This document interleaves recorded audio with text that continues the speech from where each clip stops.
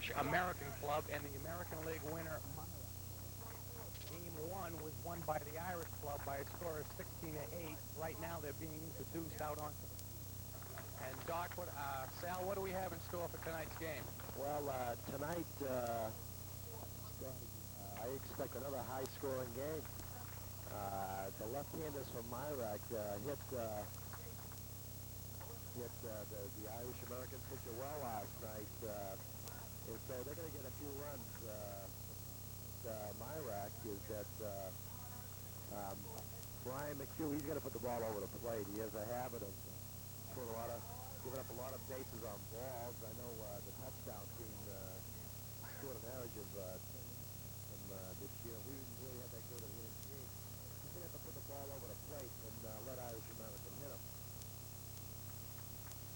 I know Brian Briscoe throws a lot of strikes. A lot of good. So, he's probably not going to get away with that against the left-handed batters of Myrack, and they do have three in a side. But he's probably going to be quite effective against the right-handed. Brian Driscoll was probably the top in the National League this year. And I know against my team, he threw 18 scoreless innings against us. Likes to come from the side. He's a sidearm pitcher who can also throw a curveball. He is fit for right. And we'll see what Myrack can do against this. Are there any sidearm pitchers over in the American League? Something close to? Well, yes. I had one myself, which was probably one of the better pitchers of my league, Bajajian, the touchdown club.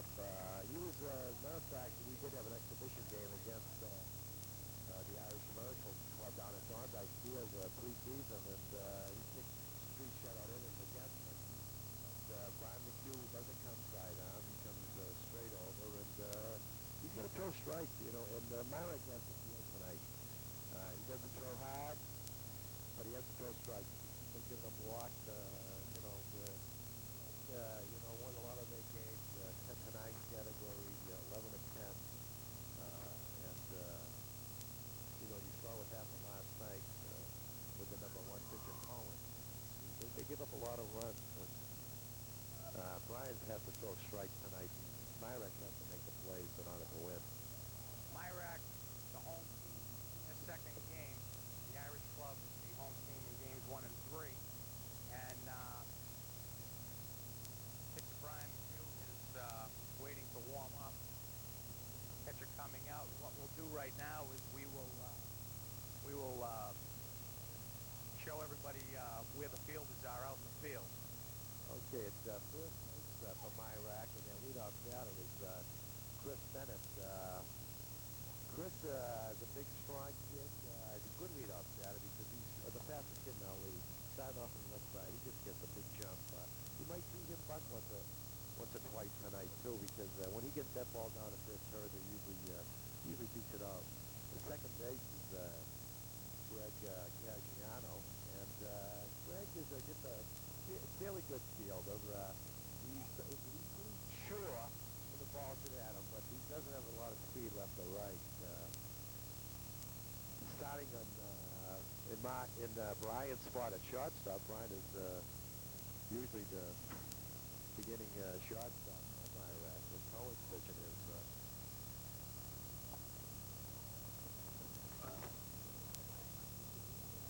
Mark Van Buren. Mark has done well in spots, but he's young. And third base for Myrack is Chris Allen. Chris is a pretty good fielder. And I'll tell you, he's one of the more aggressive kids on the team. He likes to spark the team up. And he's coming out with some great plays from Myrack. Behind the plate, of course, is P.J. Bradley, and he's done it all this year for Myrack. I said it most of the success of Myrack. This kid, I'll tell you, my pitchers had a hard time getting this kid out. Here's a first pitch. And Alex Lell is the batter for the Irish Club. Takes the ball up high. Home plate umpire for this game is Roger Ty, and on the base is Darren McKenzie. 1-0 pitch, called strike on the corner. Over the outside corner. In 2 hits, scored 3 runs, is now up in the count 2-1.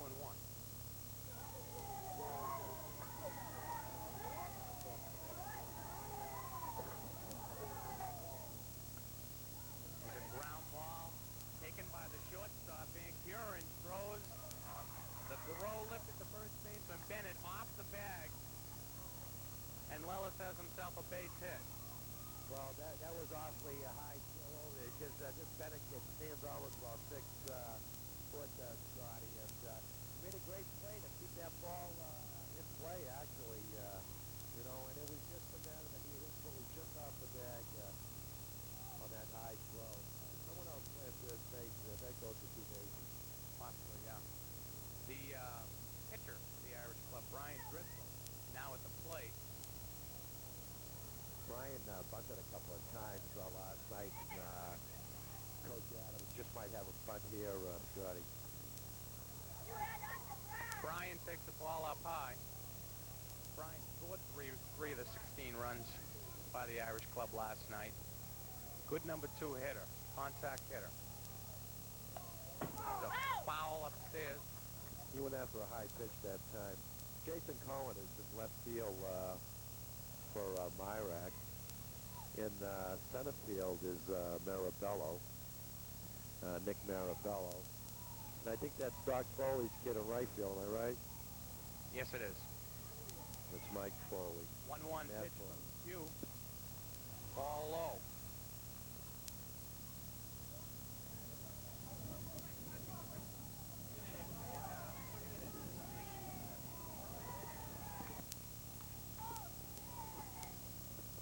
There's a ball that gets away from the catcher. And the runner Lellis goes down to second base. I heard a little pre-game strategy, Scotty, that they were going to start Foley just in case Brian got into a little trouble early. Ball 4 to Driscoll, makes it first and second, nobody out. And up comes the second baseman, Scotty Paradis. Is Foley a pitcher, Sal?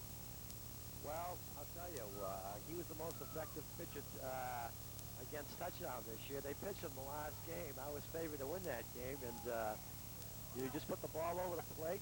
It's a solid shot up the middle for a base hit. They're holding Lellis up at third. And that'll load the bases for the Irish club's most dangerous hitter, John Brandt. Scotty Paradis, who had a couple hits last night, has been hitting line drives all year. In fact, out of this whole year, Scotty Paradis has struck out once.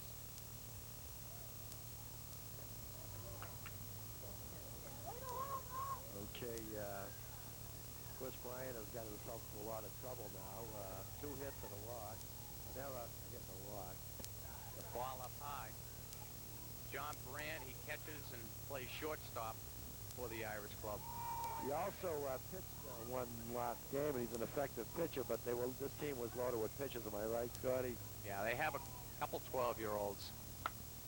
And there's a base hit up the middle that's going to score 2 runs. Brian Driscoll's coming to the plate. Myrack cuts it off, and the ball goes away.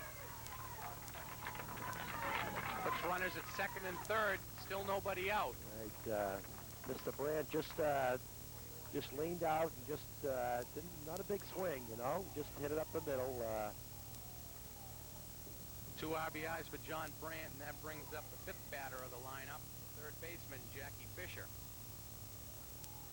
This game is sort of starting off like it did last night, Scotty, and this was predictable. Well, manager Tommy Adams was hoping to get. He wanted that first at bat here in Game 2. He was hoping to put the pressure on Myrack, and he has from the start. No out here with runners on second and third.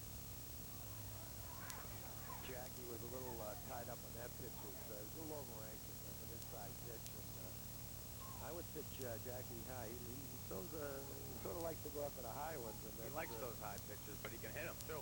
There's a pop-up, second baseman Greg Paggiano with the play. Makes 1 out. Now batting number 4, Tom Johnson. fielder, the number 6 hitter, Tommy York, the batter for the Irish club. So hopefully that out will help Brian McHugh settle him down a little bit. Nice pickup by catcher P.J. Bradley. He's really the star of this team. You know, he's played well catching. You know, and I'm as big as he is, he can run pretty well, Scotty, too.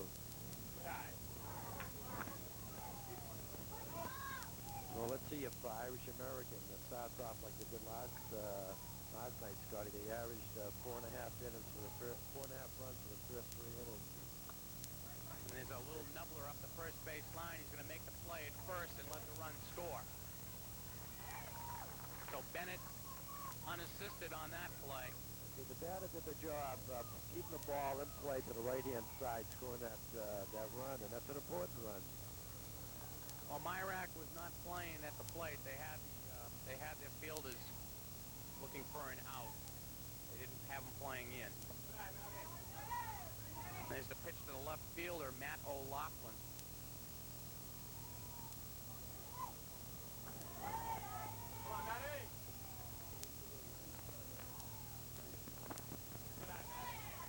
And the count runs 2-0.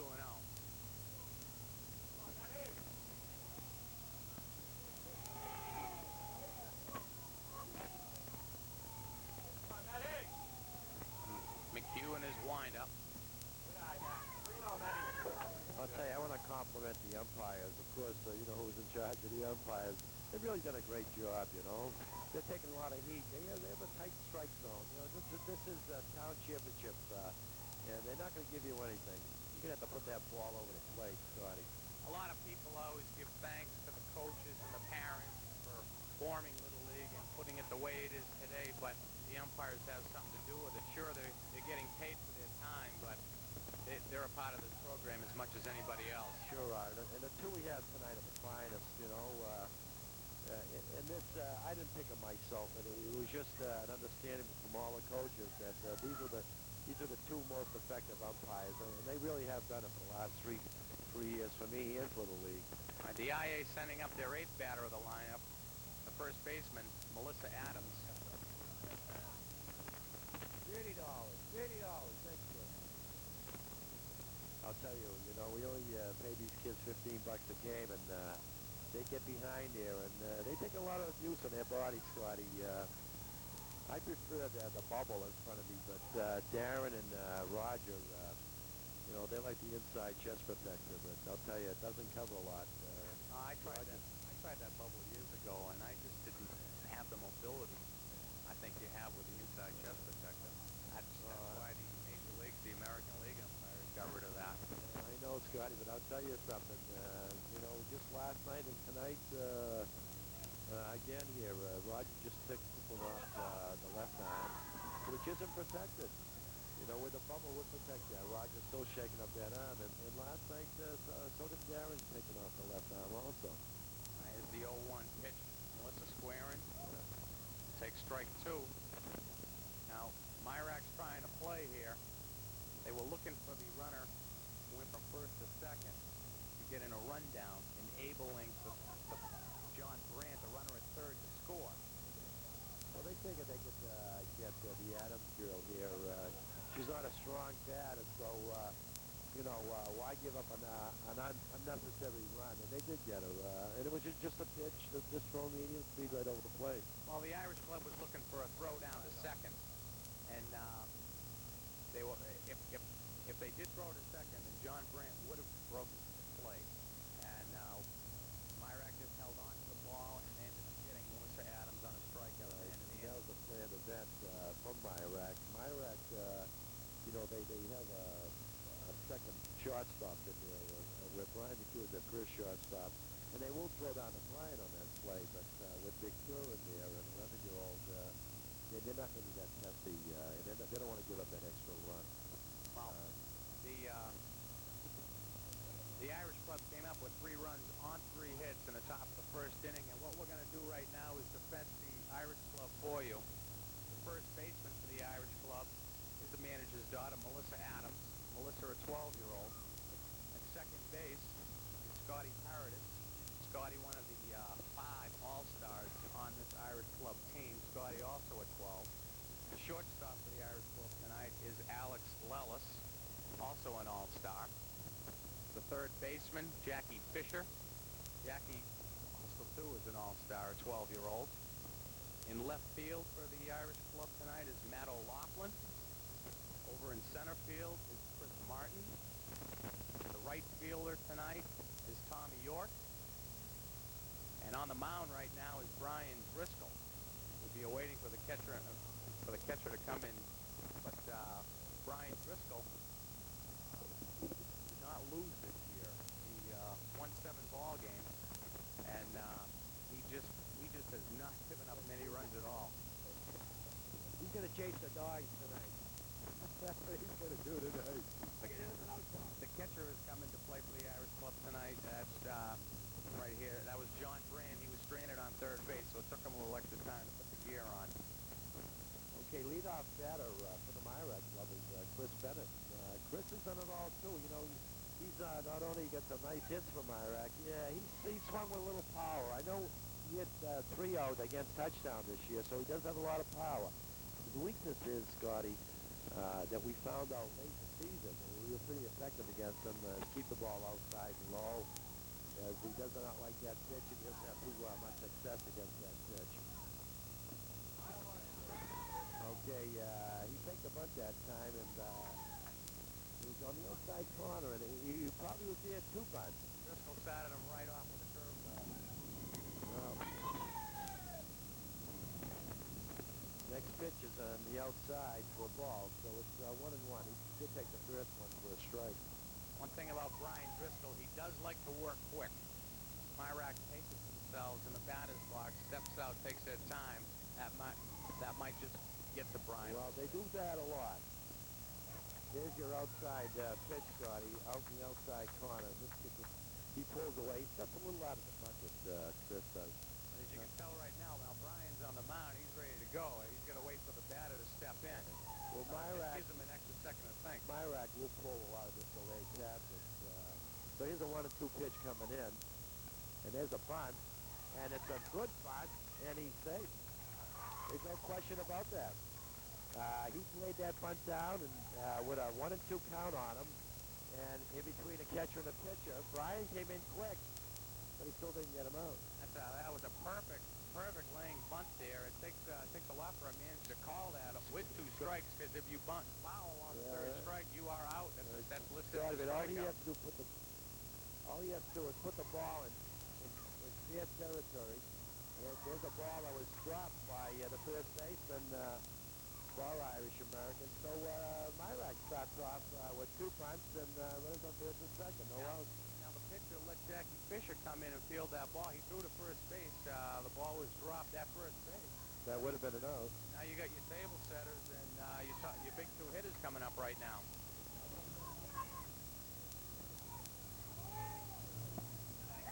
There's a pitch up high to Brian McHugh, the third batter, and the pitcher from Iraq. Of course, coming on deck is T.J. Bradley, and I'll tell you, he's a threat to hit it out at any time. Okay, Brian does have that bad habit of pulling away from a pitch that was right over the plate. So Brian more or less needs an inside pitch to really struck well. And the outside pitches, he just doesn't lean for. That's his history, Scotty. There's a fly ball to center field. Stacking up is Bennett. He's heading towards third. Here's the throw, and the throw is off the mark. And Bennett easily goes into second base as Marabella tags up from third and goes to second. Usually on that play, any other runner goes halfway, Scotty, but Bennett knows he can score from second base if that ball is dropped. I have my batters go halfway, center and left, but Doc will have Bennett tag up on that play. Here's a pitch way outside to Bradley. I'll tell you, Bradley loves an outside pitch, Scotty. He goes with the flow of the pitch, and actually to pitch him, you should go inside. It's opposite field. Oh, yes, very strongly. Most of his hits are to left and center field. Very tough to teach a batter to be able to take that outside pitch to the opposite field. There's 3 pitches that are on the outside, so it's 3-0. And I would think that Doc would have PJ go after this when the flu was over. I would think he would have a green light. No, I guess he's looking for the walk here. So it's 3-1 now to Bradley. There's one out with Myrack, runners on second and third. And IA leads 3-zip. Here's a pitch that's on a corner. Okay, so we have a full count to Bradley. And I'm a little surprised he didn't swing at that. That looked like that was his pitch, Scotty. I don't know how that kind of gets something going here, but this is their player. And again, he goes to left field, and that's in there. And that should be 2 runs. And it is. Bradley standing in the second. Okay, he did the same thing last night, Scotty. You know, he hit one out of here last night, but he also knocked in 2 runs last night with a little line at the left field like that. I was surprised he took that second strike, though, because he is their fourth. And if Myrack is to go, and it's Bradley, he gets most of the RBIs. Here's a nice strike right at the knees to Mr. Cohen. Well, this is all new to me, to seeing Brian Driscoll give up some runs. Well, you know, we do have some hitters in the American League, Scotty. As you know, we did get 8 runs off the #1 pitcher for Irish American. There's a fly ball to left field, sort of foul ball, and it does go foul ball. Now, what we were saying before the game is with Brian Driscoll's sidearm delivery, the ball is coming into the left-handed hitters, so actually the left-handed hitters have an advantage over this. Right, so the 3 batters that were left-handed already got on base, right? There's a pitch that's a little high and tight to Jason Coe.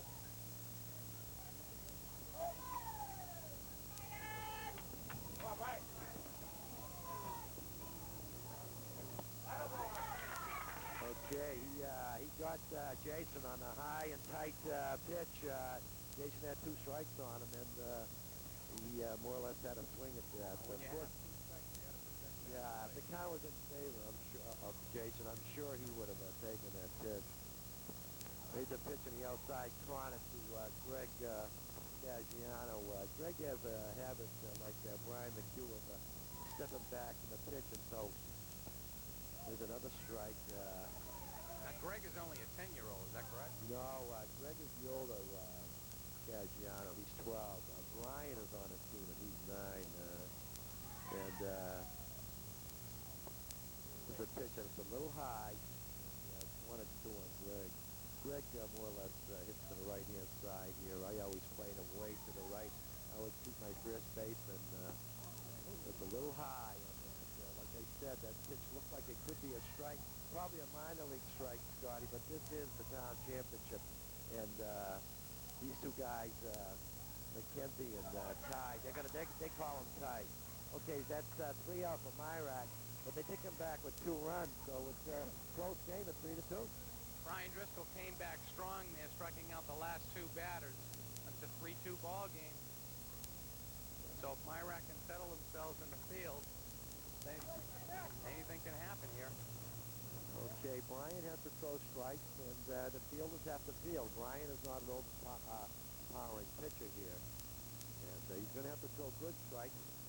Going to have to throw good strikes because umpire Ty does call him close.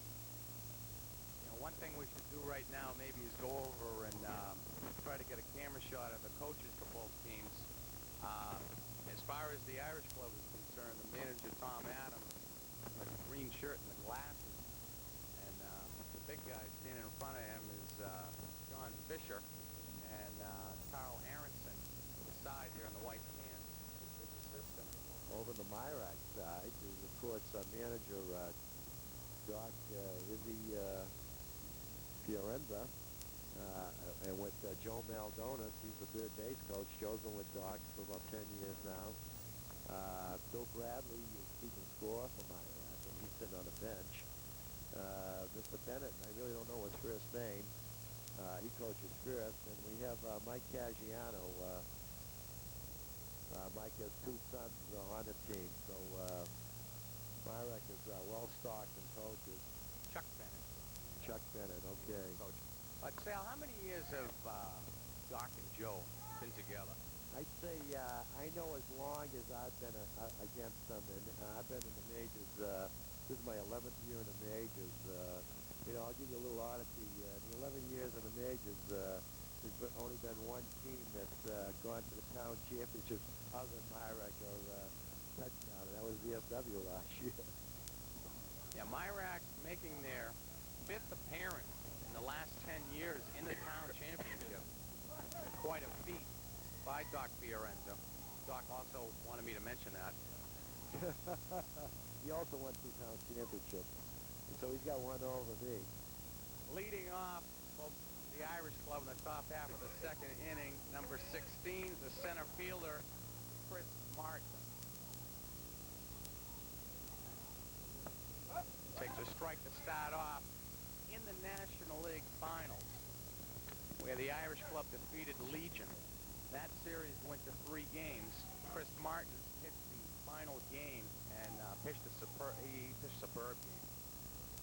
as the Irish club beat Legion 4-3.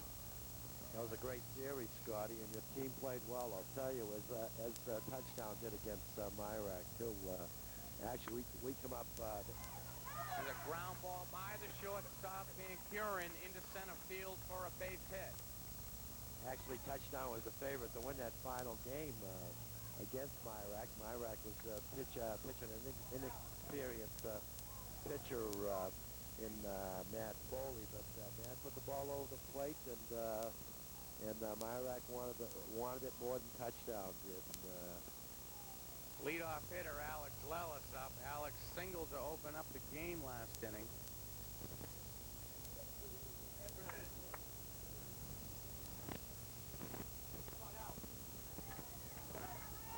A 1-0 count.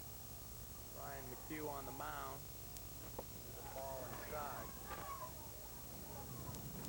This year for the Irish club, Alex Lelis batted .264, going 14 for 53.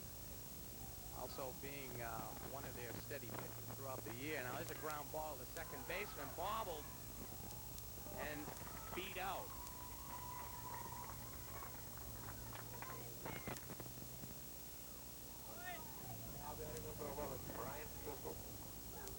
So charging error to the second baseman, Greg A Caggiano. little slow getting to that ball, Scotty. He should have charged that, and, he take charge of that ball. He was just a slow wait. He waited for that ball to, make the play. The ball made the play in him instead of him making the play in the ball.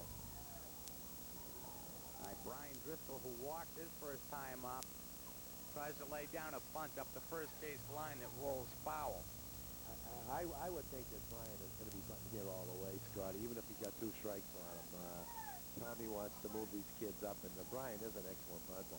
Yes, he's bunted quite a few times for the Irish club this year. He, being the number 2 batter, and with the batters that the Irish club have behind him, he is asked to set up. I think right. There's a pass ball, but no advance by the runner at second. The runner at first wanted to go, but I would call it a wild pitch, Scotty. Bradley made every effort to get that ball. It was a wild pitch. But the ball came right back to Bradley, and Bradley has an excellent bound. There's a high pitch, and he does bunt. Okay, he's out at first. But Driscoll does his job and advances the runners to second and third. There's only 1 out. He was bunting, even if he had 2 strikes on him, Scotty. I know that, because he was a good bunter. Brian's the type of kid that even though he knows he did his job, he was really trying to bunt for a hit there. All right, for sure. And but he's a competitor, Scotty. I wish I had 13 competitors like Brian Driscoll. All right, Scotty Paradis, who hit a line drive up the middle for a base hit his last time, takes a ball up high. Okay, so there's 1 out right now, and Myrack has to keep Irish American off the board here. They just can't give up 2-3 runs every inning.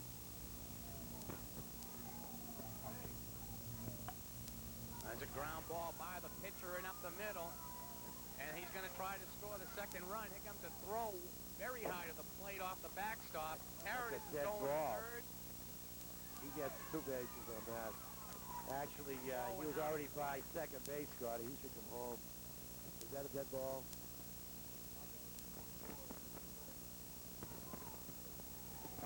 Hey. I credit Paradis with a two-run single there. Bringing Right up the cleanup hitter, John Brandt. They seem to be going right up the middle on Brian, Scotty. Most of the hits have been right up the middle.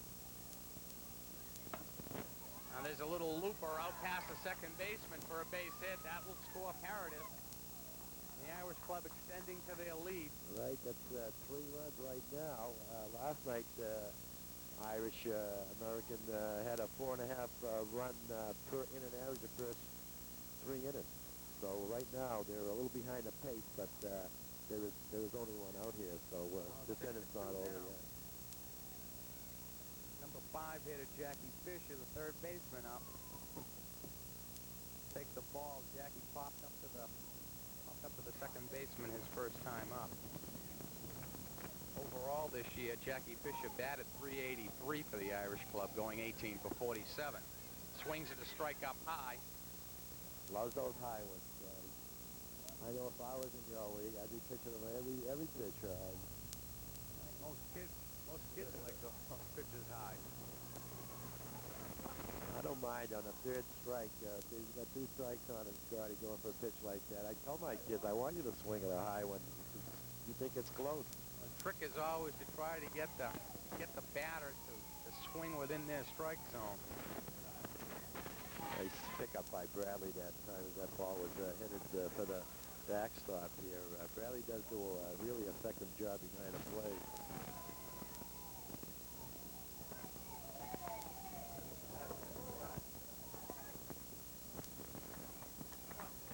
That was ball 4. It sort of looked like they were putting Fisher on. And the manager, Dr. Fiorenza, has gone out for a consultation with Brian McHugh. He's going to find out how he's feeling now. Apparently he has Mike Foley in right field in case something happens. We get third home.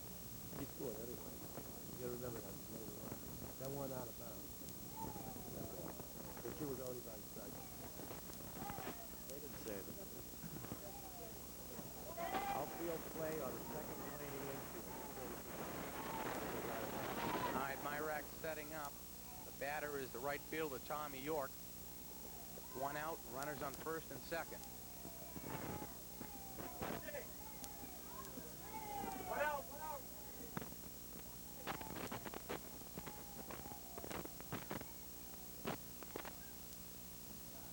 He takes the ball. Sal, what do you think Dr. Fiorenza told Brian McHugh out there? Well, Brian's starting to let up a little too much now. He's just throwing the ball. And he's missing a target now. And then when he comes in with one, Scotty's just putting it over the middle. Just for them to, it's like hitting out of your hand when he finally releases a strike. So he's telling them just try to throw strikes and try to throw hard. And he does have a habit of letting up a little when things go bad. And there's a line drive. Caught by the shortstop, Van Kieran. Okay, he got away with that pitch. Because that was just, after he had 2 balls on the batter, he just let up and took a little speed off, and that's what kids look for, actually, you know. So we got 2 outs, and Irish American scored 3 runs again. And Myrak really can't afford to give any more runs. Left fielder Matt O'Loughlin up. Matt walked his first time up. Matty is one of the 10-year-olds that the Irish club carry on their team. Each team can carry 13 ball players and no more than 7 of each category. 12-year-olds. Actually, 7 of each category. More than 7 of each category. Because they grew up to be 12. Well, I'll tell you, this Irish club team was pretty much groomed 4 years ago. Manager Tommy Adams knew what he was drafting, and a lot of these players have played 4 years together. Yeah, right. I think all the All-Stars on this team have played for 4 years. Right, he took his lumps early, you know, and they've done an excellent job, you know. Even though you got the kids there that perform, you got to teach them how to perform too, Scotty. And I know Tommy is a dedicated baseball man.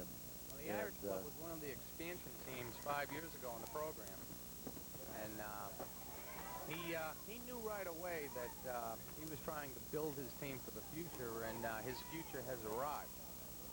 That's for sure. Like I say, it's coaching, and and the kids perform for them. They have good coaching. I think Tommy was a little apprehensive. The first year I had a lot of talks with him.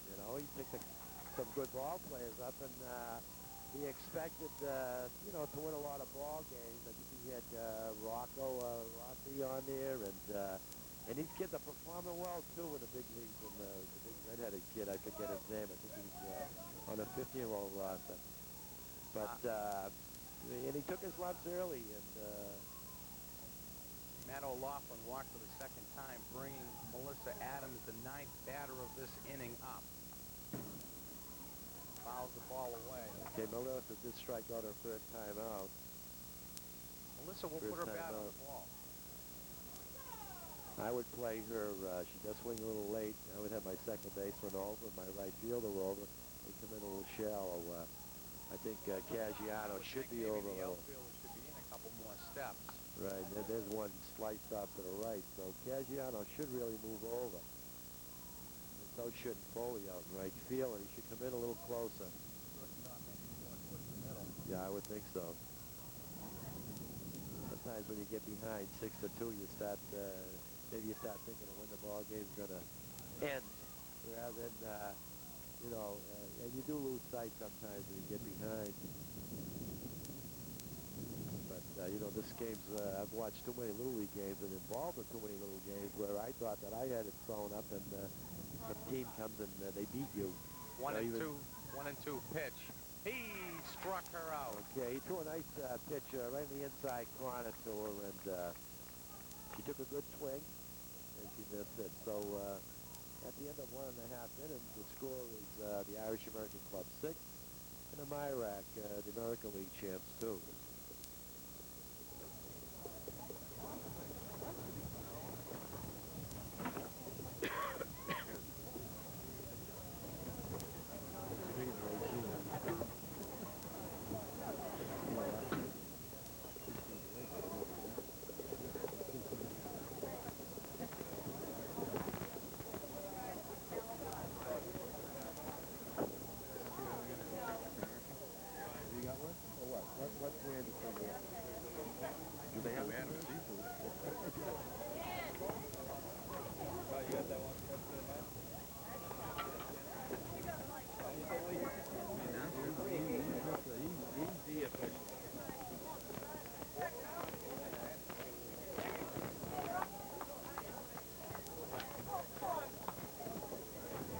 Now, there always may be some viewers that might ask the question, how does one get into Little League as far as coaching? It's true, we speak of some of the managers that have been around for years and coaches, but there's always room for more coaching in the Little League level. We have a Major League level, a minor league level, a Pee Wee level, and ages, for that matter, this program runs ages 7 to 18, straight up. Actually, the board. some of them put their kids on at 5 and 6, you know. We're But not we try to discourage that. But we do have a great Pee Wee league, which is very competitive. That's run by Jackie Fisher, one of the coaches on the Irish American Club. Whether you could even be a weekend warrior and help out in that Pee Wee and farm system and super farm system, or if you could do a whole season, it takes time. It does take time. My girlfriend's learning that this year. My wife has learned it for 20 years in a row, Scotty. But hey, keeps me out of trouble. So the first pitch is swung at and hit foul by Chris Allen, the third baseman from Iraq. Chris is a good low pitch hitter. When a ball comes up a little high, he doesn't have a habit of swinging at it and missing it. So, but we threw Chris a little high. We were pretty effective as far as touchdown pitching. And he goes after a high one, and he hits it out of the park for a home run.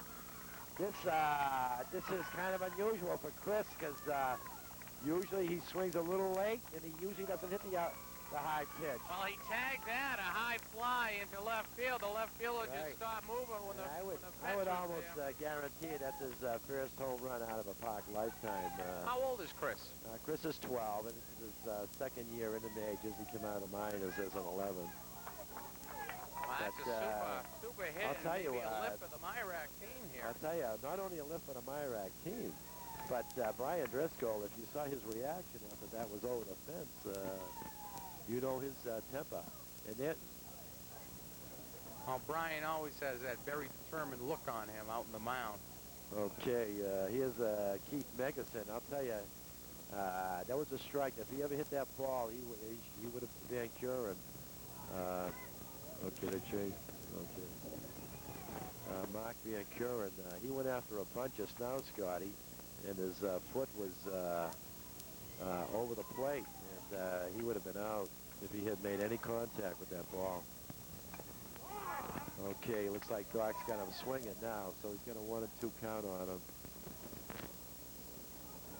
Jackie Fisher is playing in at third, still looking for the bunt.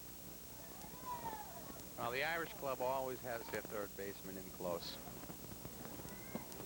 There's a pitch that's a little inside, had the right height, it dipped low as Driscoll started a curve on the inside. He just came in a little low. There's a ground ball by the shortstop and out at first. Nice stretch by Melissa Adams over at first base. Alex Lellis went to his left, fielded the ball between his legs, something that coaches always ask their players to do, and threw right over to Melissa, who got the grab. That was good at bat by Mark McCurran. Here's Mike Foley here, and he takes a pitch high. I'll tell you, Mike's a little surprised this year. I know he batted well in a few tight situations against touchdown this year. Of course, he didn't look too good on that one as he pulled way out of the box, but he sliced a couple of good hits and against touchdown, knocked in about 4 or 5 runs at the latter part of the season. There's a pitch is a little outside.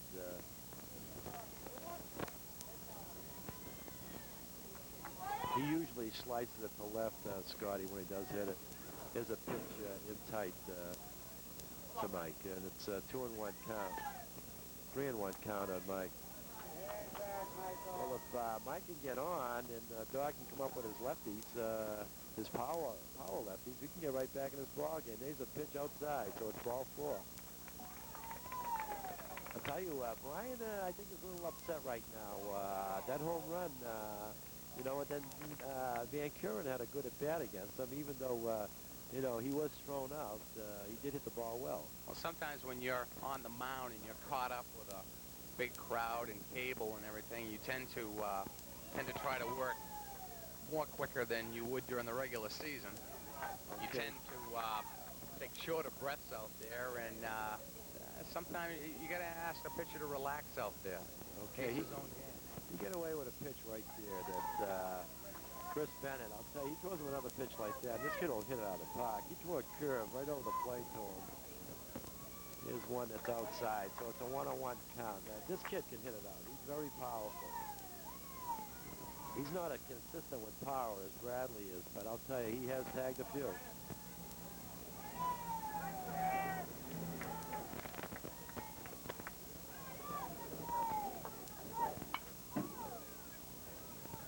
Okay, he was almost on that one. That was at his level, so he's down the count, Chris, 1 and 2, but if I would pitch him right now, I'd go right to the outside, Scotty, and leave the hook off. Well, when you're managing, do you call your pitches? Well, on certain batters, there's a nice pitch that just missed. Looked like the home Just plate outside. umpire was ready to come up with that strike call there. I broke late. The ball, he did throw a curve, and it just missed the outside corner. Chris is weak on the outside. There's one up the middle, and they get one as slow Mike Foley jaunts onto second base. Nice play by Alex Lellis coming right. to his right, taking a ball away up the middle, feeding it to Scotty Paradis. to get the force on Yeah, Foley. that was off. Chris didn't get all of that. That was off the end of the bat, you know, and it was just more or less a slow roll. Or Mike Foley is not the swiftest of 11-year-olds. It's a nice pitch to Alex Mirabello here, Nick Mirabello. Nick reached base in the first inning on the error by the Irish Club first baseman. Okay, Nick's a 10-year-old. I'll tell you, he's really done a nice job as a second batter for Myrack this year. He usually gets his bat on the ball, and he usually sprays it between third and second base. He's more or less towards the middle. Being a 10-year-old, he doesn't really have a tendency to pull the ball.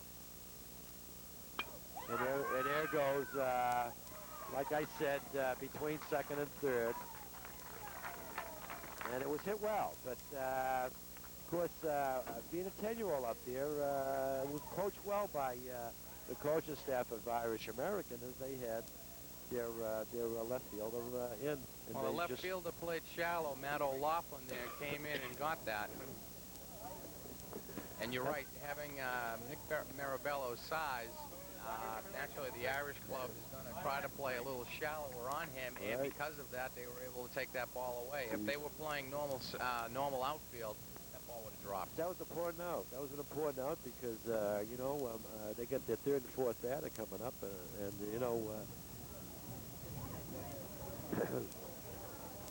and Myrack could have got right back into the game.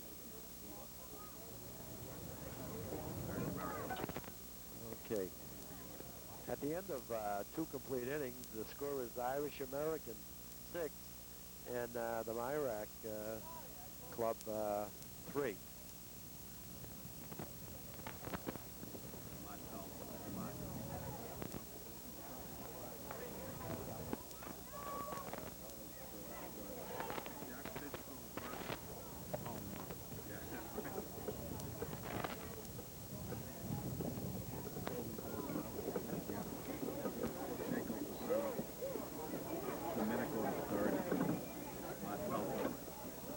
Myrack is making some changes here too, Scotty. I was wondering because they are the home team. Number 16, Chris Mott.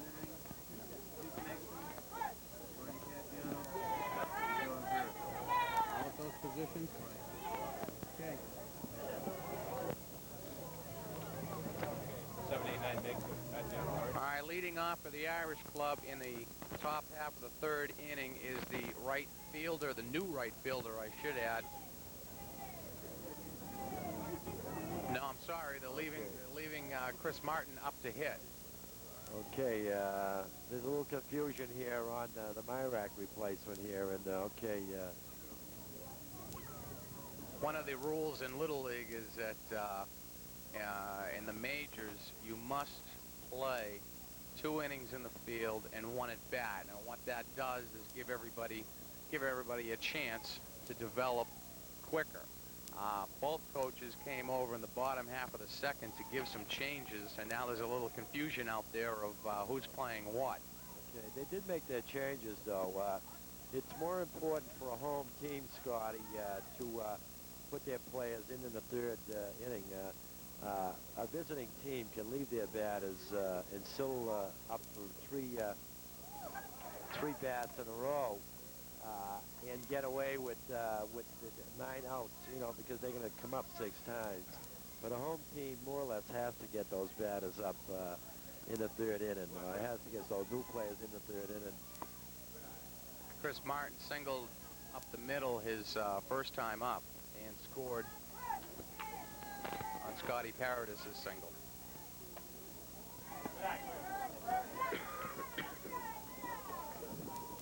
Brian looks to be tiring just a bit. He's having trouble getting his motion down. Ball nub foul up the third base line. At the end of this inning, we'll probably scan the field again and give you the new substitutions in the field.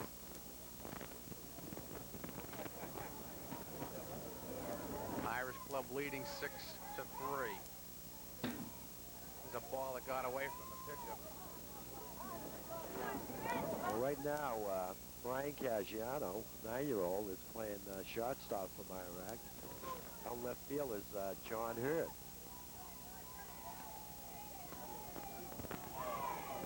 And at third base is Keith Megson.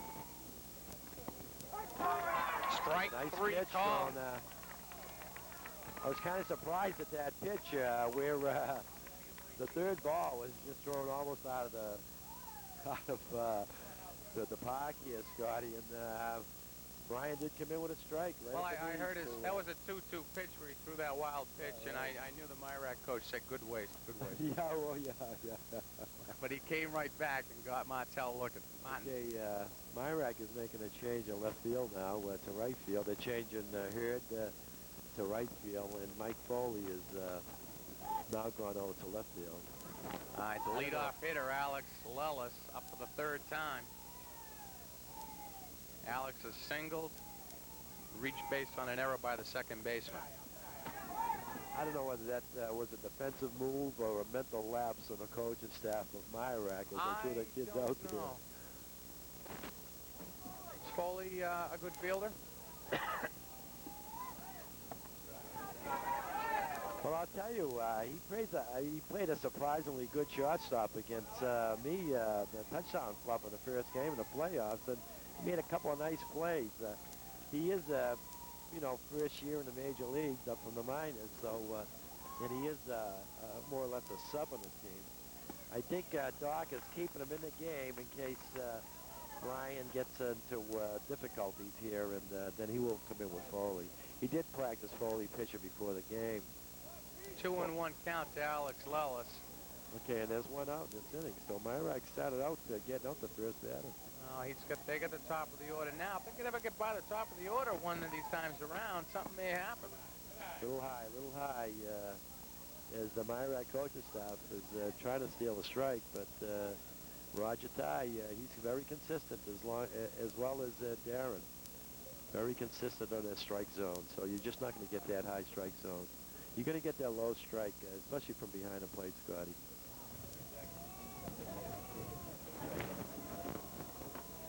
Keeping your pitcher in there.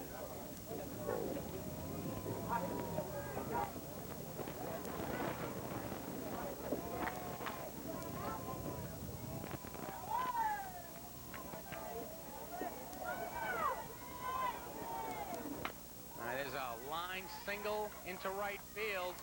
Okay. Fielded well by John Hurd, by the way. Stopped the ball, kept it in front of him, bobbled a little, but he did keep it in front of him and get it right in.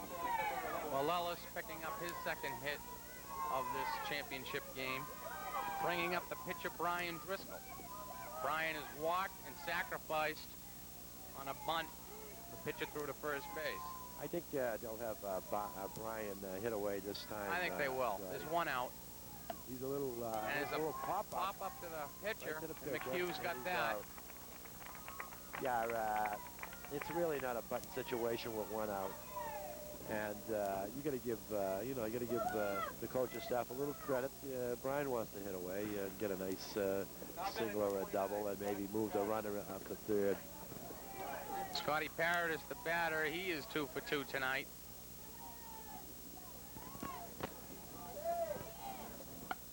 There's a ground ball to the second baseman. Bobbles, picks it up, and throws the first in time for the third out. Greg stayed with that ball, bobbled it, picked it up. A slower, faster runner would have beat that out, Scotty, but I guess this Paradise kid is really not the swiftest, and it really was an easy out. Now that's a big break for Myrack there. They were able to get out of that inning, and 3 of those first 5 hitters for the Irish club are now out as far as the next inning is concerned, but they lead off with their 4 and 5 hitters, and if you can break up that part of their order, you have a shot, really have a shot. Yeah. But now Myrack has to capitalize up there at the plate right now, and they're coming up with their 3, 4, and 5 hitters. Of course, Myrack would have loved to have got Bradley up the last inning. They did have a couple of guys on base, and they didn't get Bradley up, with 3 or 4 guys, with 2 or 3 men on base, and he's their main threat. Now they got to hope that Brian McHugh gets on base here and bring up Bradley. Because Bradley's always, you know, Well, right now I like anytime to he could hit scan that the ball out. scan the field and get in the new players on the field.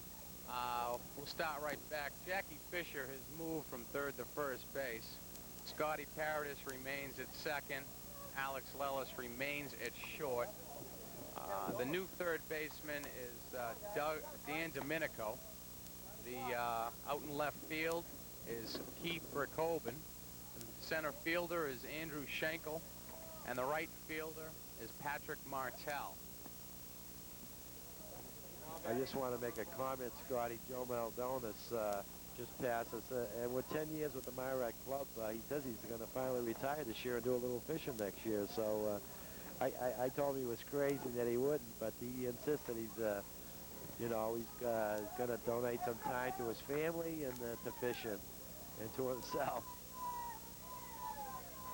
It wouldn't be the same if same play in Myrack if Joe was not there. Okay, there's a high and inside pitch to Brian McHugh for the first pitch from Driscoll.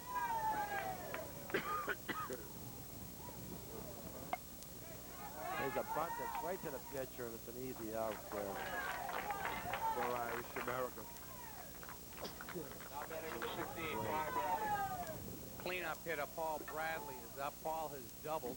And of course, Paul had the big game in game one for Myrack, going 3 for 3 with 2 doubles and a home run. He also knocked in 2 this game with the line drive, soft line drive into left field last time up at bat.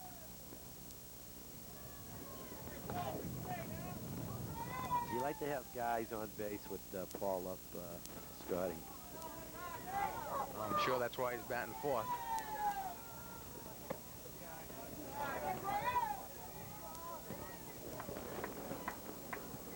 He's really, Doc is really pleased with him this year. He's really come on to his own Well, this not year. having seen Paul enough this year, I'm impressed by his swing. I like his swing. He goes with the pitch, and I'll tell you, don't give him a high outside pitch on the corner. He'll nail it.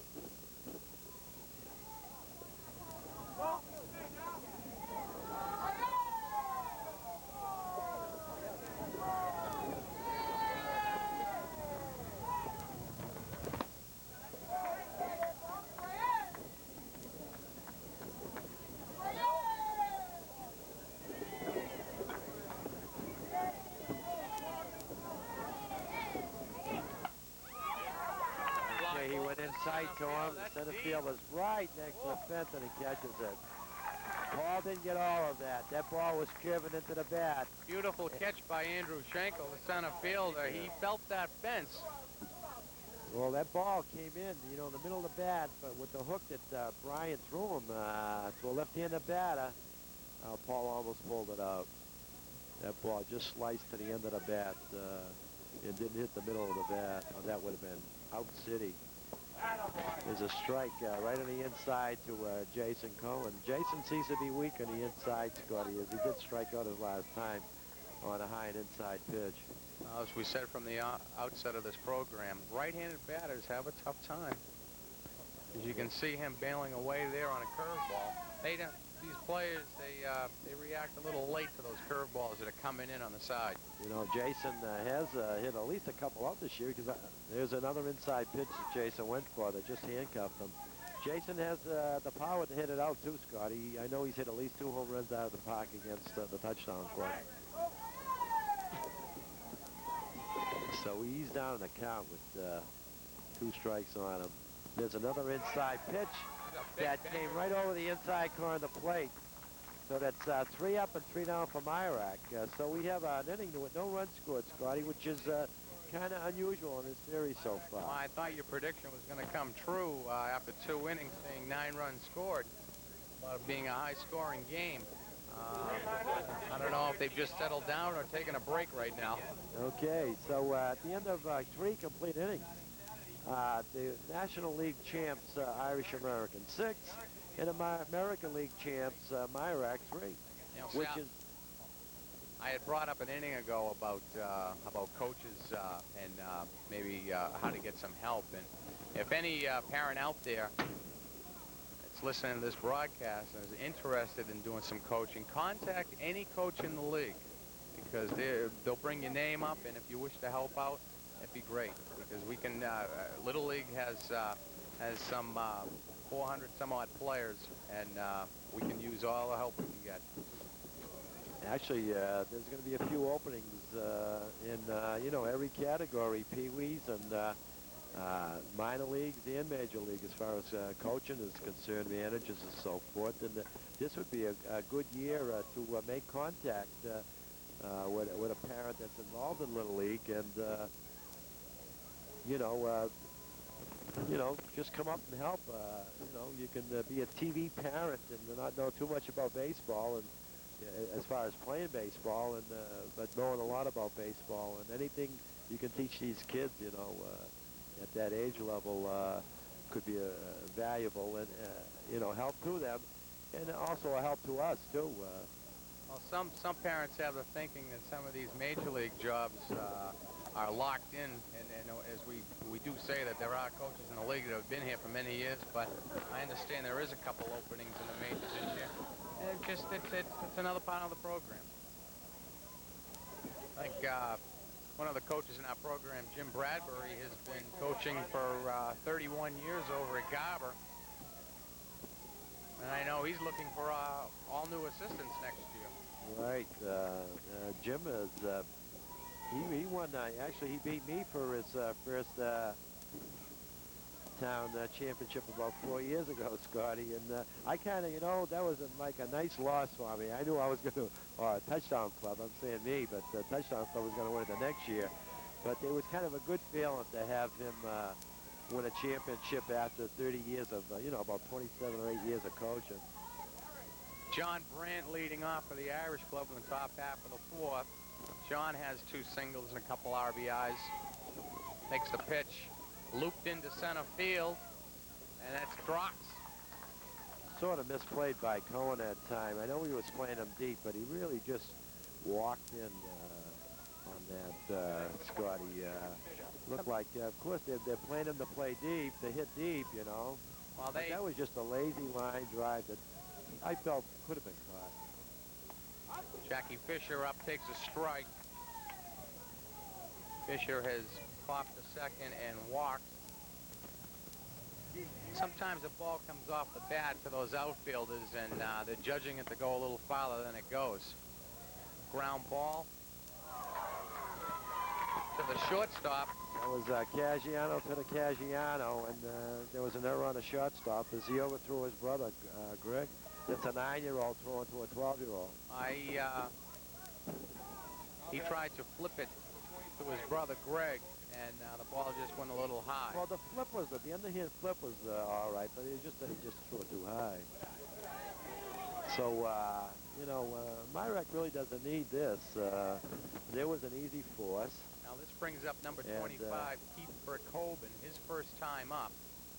He went into left field last inning. Keith had two singles and 4 RBIs in last night's game. Not bad for a 10-year-old rookie. No, he's a big 10-year-old, isn't he, huh? Oh, he will take his cuts up there as seen. Ball got away from the pitcher, and the runners have advanced.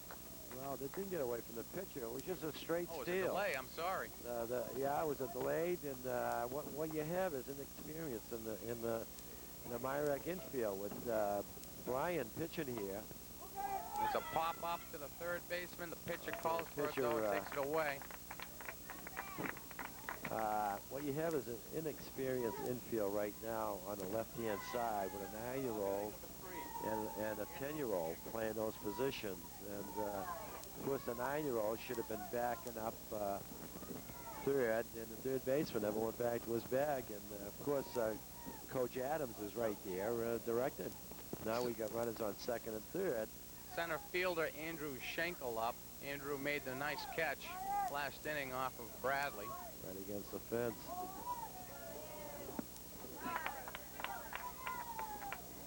Well, the one thing on that delayed steal is that the pitcher McHugh is trying to concentrate on what he's doing at the plate, and he, even though there's no leading in Little League, that can be done. There's a Okay, hit that by was a pitch. inside, and it hit Schenkel right on the left side here. Hit him on a soft spot, so I don't think he's going to be too much hurt.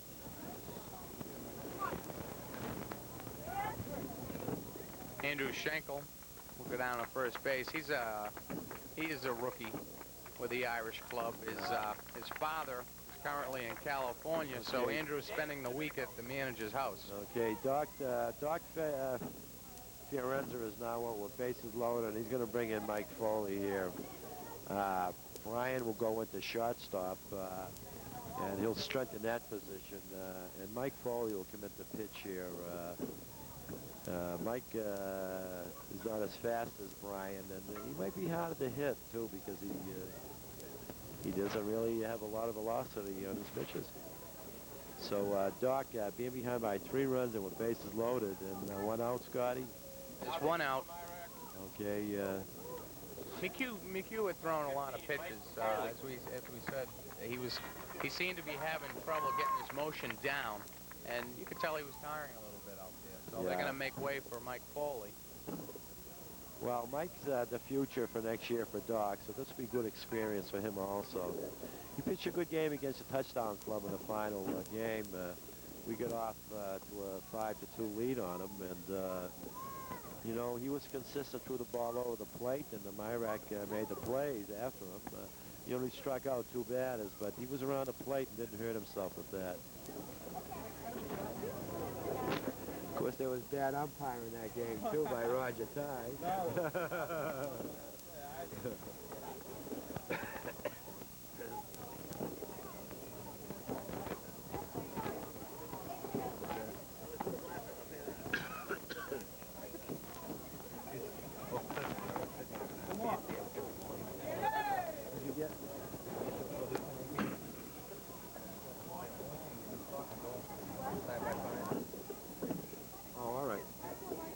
Okay, maybe it's me. Yeah. I think when you turn to make conversation.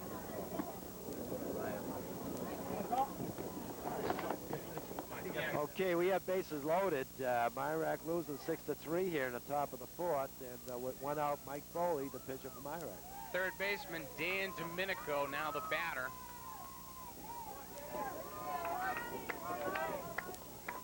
In an envious position. Myrack has their infield drawer in. They just don't want to give up any runs here. Any more runs here, And he Scotty. takes a ball outside. No, they can't. They have to play it in.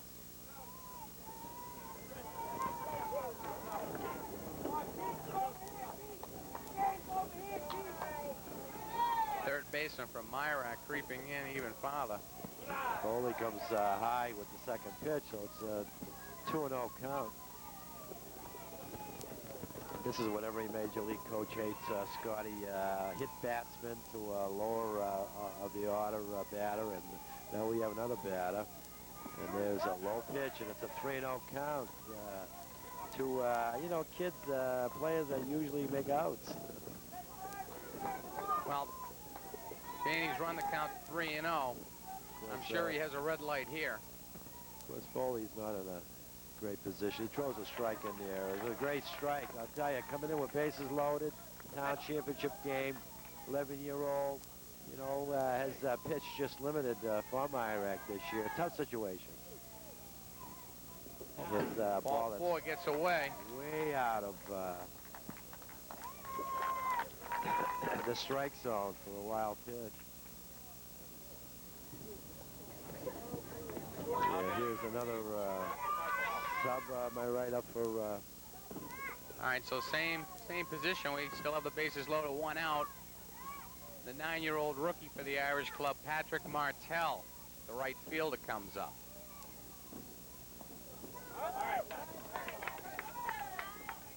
Foley gets the first pitch over for a strike.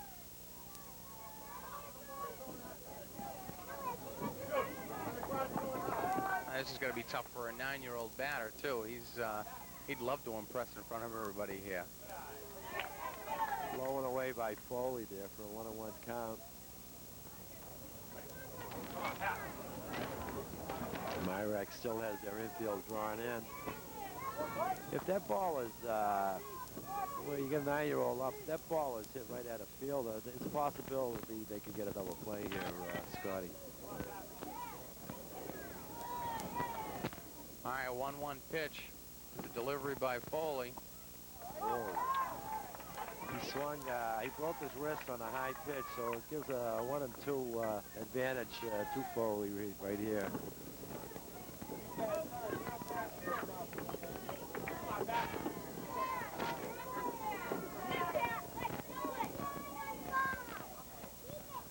He struck him out. Big strikeout for Myrack here. Now their infielders can back off a little. So now they can go back and get the force at any base. Here's the top of the order coming up for Irish America now. So Alex Lellis, the leadoff hitter up at bat. He's been on base all 3 times tonight. Myrack would love to get out of this inning with just 1 run, Scotty. Here's the pitch by Foley outside.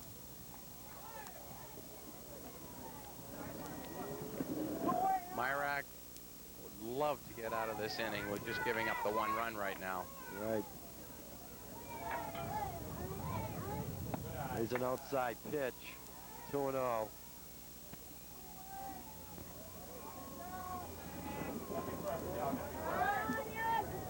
Now with a 2-0 pitch, the bat is going to be looking for his favorite pitch right here.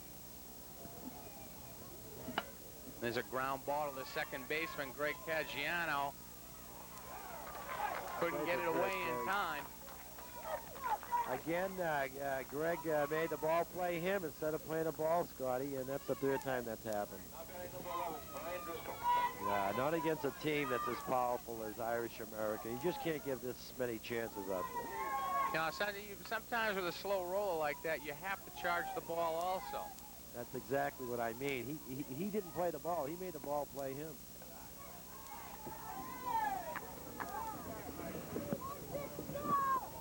That Little League distance down the first base line is mighty short. And when you play back and let a ground ball come to you, sometimes they're going to beat it out, which they did there. Well, plus the fact that usually your leadoff batter is one of your fastest batters on the team, and also a runner. You know, so. All right, Brian Driscoll, the pitcher, is up. Brian will be swinging away here. There's a ball hit out into right field. 9-year-old John Hurd made a nice catch there. I want to mention that John is on my 9- and 10-year-old traveling team this year, along with Brian Caggiano from Myrack, and they're doing a great job, and I expect great things from these. These are tough kids, good ball players for the future of Myrack. 9-year-old John Hurd and 9-year-old Brian Caggiano. Now, speaking of your summer league team, that is your summer league team is affiliated with a Jimmy Fund. Is that so? That's right. For the first year, Scotty, I just want to get the people up to date because it's going to be in the press, and we're going to ask for donations also to be sent to the Arlington ABA in care of the Jimmy League Fund. We're going to have a tournament with the District 13 teams, and that includes Stoneham, Wakefield, Aspet Valley, Woburn, Reading and North Reading, and Wilmington. And we'll be competing against them for 12 games only. And we're going to collect some money. We're going to take some pledges for the Jimmy Fund. The team that wins the tournament will be going to Pawtucket and as guests of the Pawtucket Red Sox, and we'll be taking pictures and everything else as far as, you know, that day is going to be a great day for the kids, luncheon and everything else. The team that collects the most money for the Jimmy Fund, so it could be Arlington also if we win the tournament, plus if we collect the most money for the Jimmy Fund, and it'll all be counted out amongst 8 teams, they'll have a chance to go to the Red Sox game in September, and they'll be guests of the Red Sox with a luncheon and taking pictures with and getting autographs of all the Red Sox. So a team that wins the tournament can also not only go to Pawtucket for a date with the Pawtucket Red Sox, but if, say, Arlington won the tournament and collected the most money for the Jimmy Fund, then we could also go to a Red Sox game and be guests of the Boston Red Sox. Okay, the first batter up for Myrack is Greg Caggiano, and he's got a 1-1 count as he swings at the second pitch. Greg struck out in the first inning to end it. Okay, he takes a high pitch. Now it's 2-1.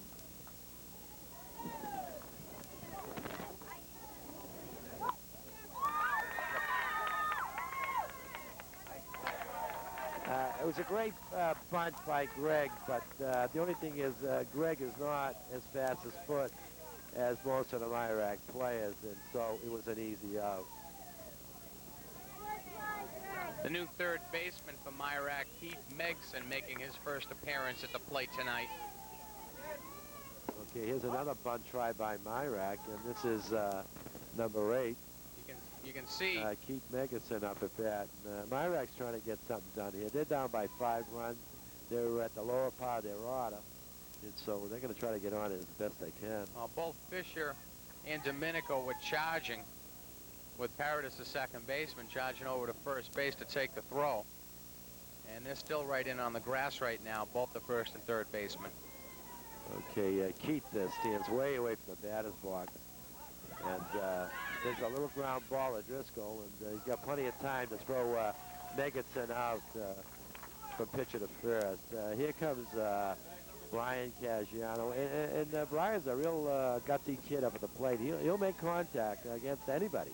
Oh, he's gonna have some guts if Doc puts him in at shortstop. It's very tough for a 9-year-old to There play he goes. that He makes position. contact with a foul ball back to the screen here.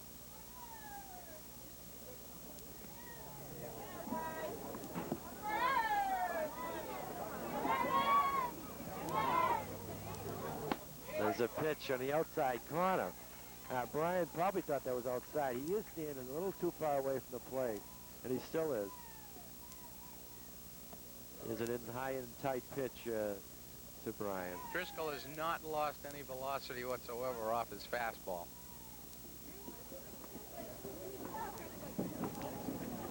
I think this is a little delay tactic on a part of Brian here. His shoelaces were tied. Now he's retiring.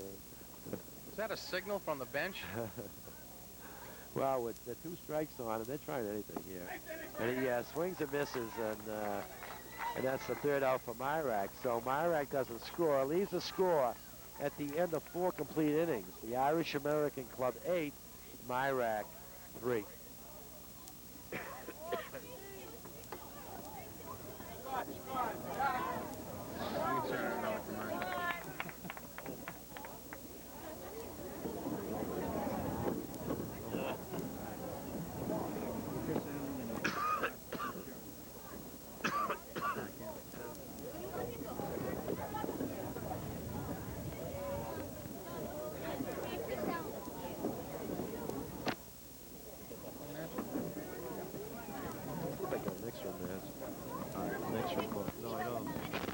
I had 2 and I left one in the car. That's what I did. I could have given you one. Well, it's going to be a test for Mike Foley now as the heart of the order is coming up for Irish American.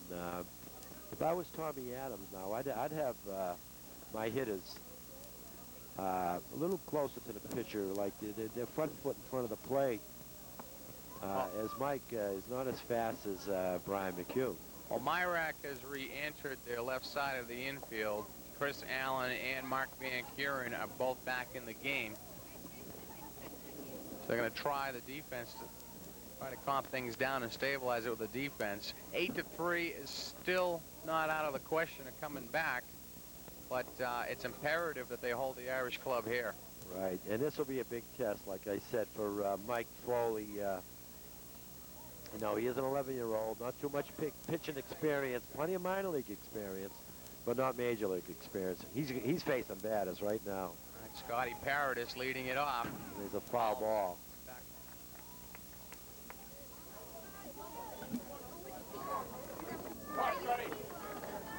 Scotty with 2 hits so far today.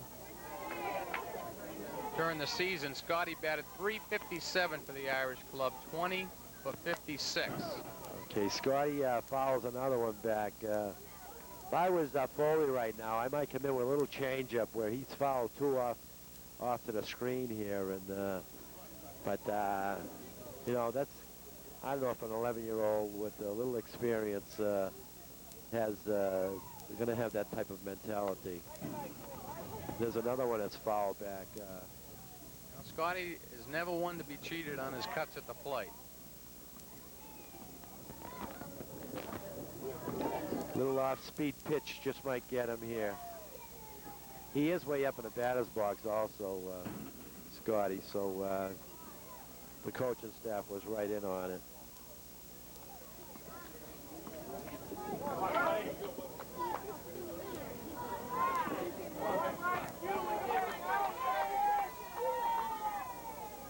All right, here's the pitch coming in. It's high and tight. Now, the catcher was standing up on that pitch. Well, it looked like they were looking for a high pitch to get him on a high fastball. And now he's down. Wasn't sure if they were putting him on or what. Outside, brings up a full count.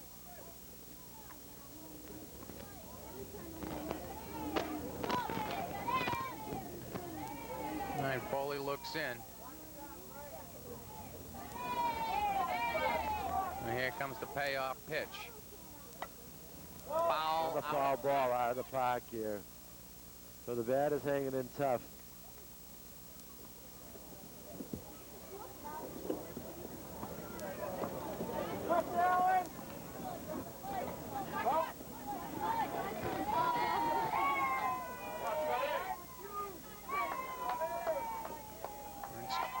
Parrott is getting set again. Pitch by Foley. Lined up the middle and caught by the center fielder. Megson out there caught that ball. Number 10, Megson. 10. No. 10. Right here. Mark Van Kuren now playing center field for Myrack. Made that nice catch out there on a line drive. John Brandt up at bat, 3 for 3 on the night, and there's a line drive. And that's dropped by Jason Cohen.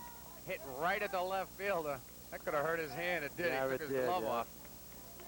That was really hit. That was a shot. He was up in the box waiting for the pitch, and Mike put it in there.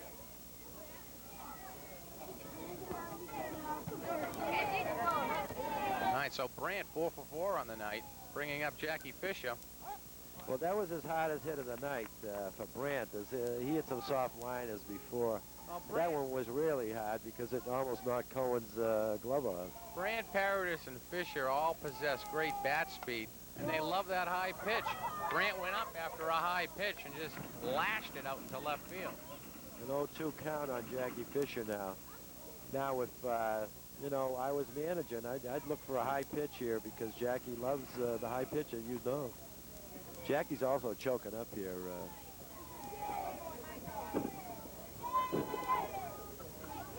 There's one of line drive by McHugh, the shortstop, and by the center fielder, That's by Van Van Kuren. Kuren Brandt at center racing all the field. way around. He could go He will all score. the way, and As, does. Fisher gets the second base on a ball that was hard hit by McHugh. Hit by Fisher that went by McHugh.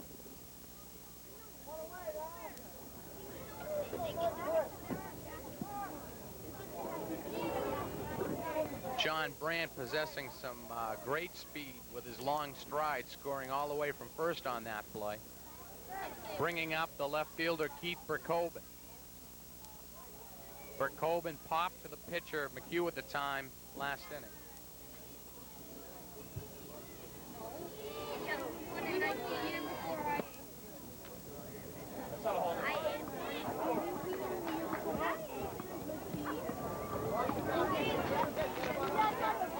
It's the Irish club trying to extend this lead.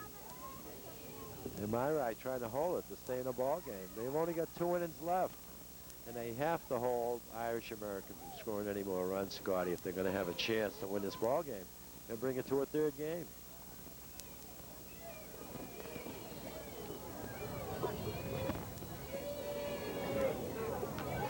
Here's the pitch by Foley.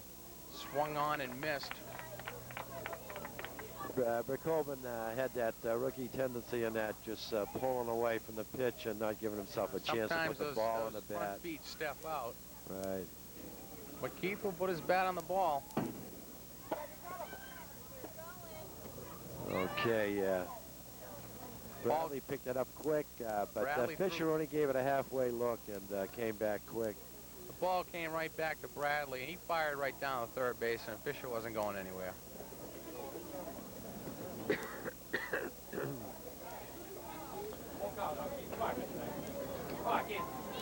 And the count rides full to Verkoven. Is the payoff pitch. Swung and fouled. So Verkoven hangs in there tough with a 3-2 count on him with 1 out. Myrak losing here 9-3 with Jackie Fisher at second base. Verkoven's choked up about 6 inches on the bat here, Scotty. There's the pitch that actually hits him. It would have been ball 4, but did hit off his foot also. The ball did hit him. Ball is dead. And it looks like Keith is okay. Well, he's sort of limping his way down to first base. He should have got 2 bases on that. Ball 4 and hit by pitch.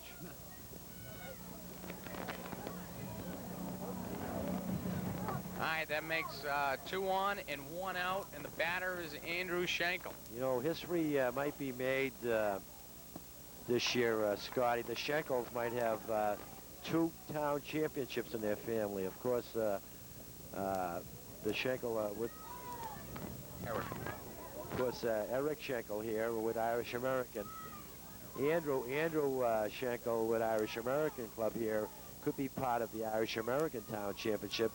And his father, Eric, who coaches the Pirates, Yes.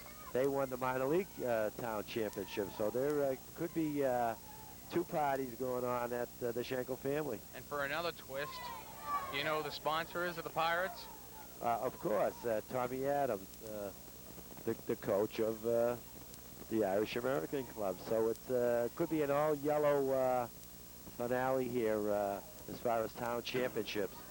Ball gets away. The runners will advance here. The throw down third, not in time. Of course, Fisher should have slid into the base at that time.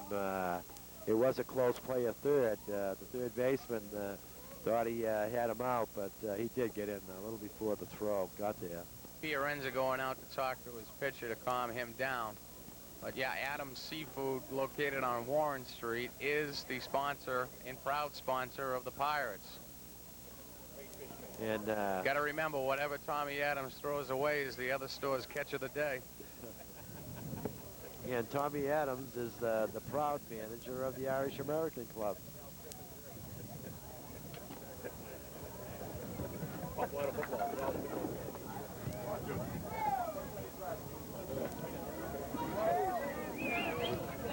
And not to be outdone, Doc Fiorenza also sponsors a team in the farm system, 2 teams for that matter. Actually, a team in the farm system that finished well in the playoffs in the American League. They ended up in the American League finals. Ball gets away from Bradley. The runner is coming home, and he slides. That's what you call a pass ball. That was a strike, swinging strike by Schenkel, went off Bradley's glove to the right side. So nothing really is going right for Myrak right now, Scotty.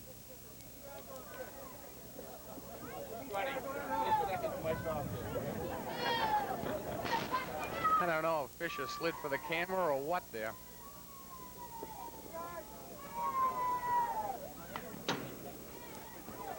We do have protection here, Scotty. But I still turn my head. Fall back, right back to us. Schenkel's hanging tough here. Irish Club now with 10 runs on the board, looking to extend it even further with a man on third. Just Ball a little 4. outside. Ball 4 is, again, the pitch is a close pitch, but there was a ball. So a first and third situation for Irish, Scotty. What do you guess they do here? Did they send the runner? There's one out here. I'm not sure. With a 10-3 lead, I think they might just sit on this Well, right how now. would Legion handle this situation?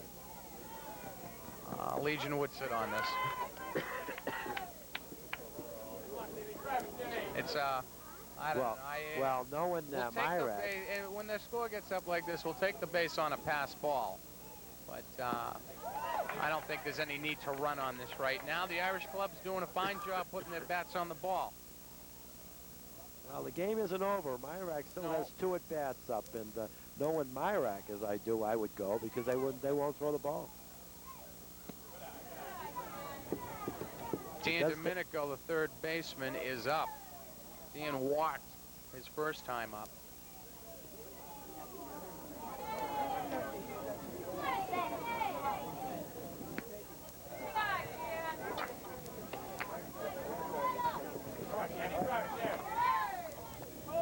Well, if Myrack gets anything out of this game other than a loss, they are getting some good experience to Mike Foley for next year, as he probably will be their #1 pitcher.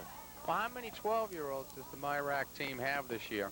I think they have 6 this year, and also they have 6 rookies on the team. Also, you know, Doc had to pick 6 kids up in the draft, so he's done a real great job with this team. I'll tell you, if Foley again has a little while and hits a batter, and he's not helping himself right here. Doc, I'll tell you, he really should be manager of the year this year. He really wasn't picked to be up in the top of the league, and he did finish in a tie with Touchdown for first place with a 13-5 record, and then beat Touchdown on the tie game for first, and then went on to beat Touchdown in the American League Championship also in the 3-game series. He's done it with you know, mostly good timely hitting and timely fielding. The pitching really wasn't there this year for you got to throw in Myrack. a little luck too. Well, I'm going to tell you, I'm going to credit the coaching for a great job that they did. Of course, luck always has a play in the game, but they kept their kids together, and you know, they won some close games. Well, as we said before, it takes, you know, for Myrack to be in the towns 5 out of 10 years, you must have consistent coaching, and that's exactly what they have over there. That's exactly it.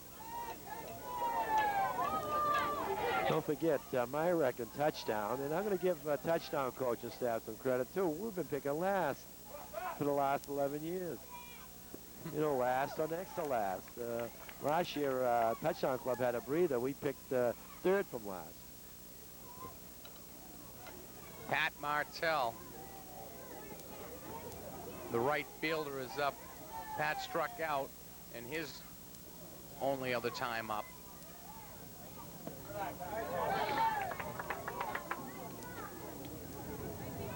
Mike kind of lost his control here. He had great control against Touchdown in the final championship game for the American League.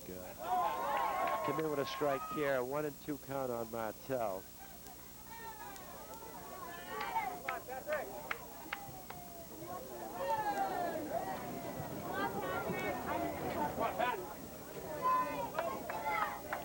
All right, Foley trying to work him down. Now the whole infield's in except for the shortstop here for Myrack. Well, Pat went after a high pitch for strike 3. You know, he is a 9-year-old, and hey, you know, there was 2 strikes on him, and I never blame any of my kids for going after a 3rd pitch just out of the strike zone. Alex Lellis now the batter. He's been up 4 times. He's been on base 4 times, and here's a ground ball by second baseman. Okay, Hurd is holding the ball. And they're going to send Schenkel, and Schenkel scores. Okay, so credit Lellis with a 2-run single. I think that was probably the hit that really brought this game out of reach, Scott. They got Driscoll up now, and Foley's just being tagged right now. You get the top of your order up. Irish America loaded up the bases with all their the bottom of the order. Now they got the top of the order up. First batter gets a hit, knocks in 2 runs, and here comes Driscoll.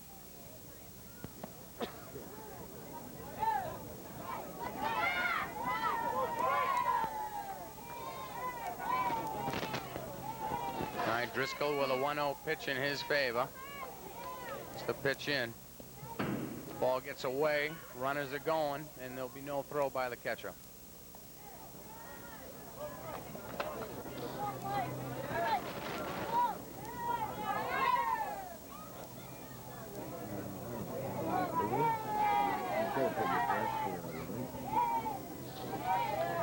All right, 2-0 pitch coming in. Swung and popped up. Second baseman calling. Shortstop takes it away. A great play by Mark McHugh as he ran right in front of the second baseman and caught that ball. Ryan. Oh, did I say Mark? Well, Mark played for me in All-Stars, and I saw Mark this morning riding down a hill on School Street on a scooter. Anybody who rides down School Street on a scooter is, I don't know, but he's a funny kid. That was Brian McHugh that made a nice catch. And the Irish Club has now extended their lead to 11-3.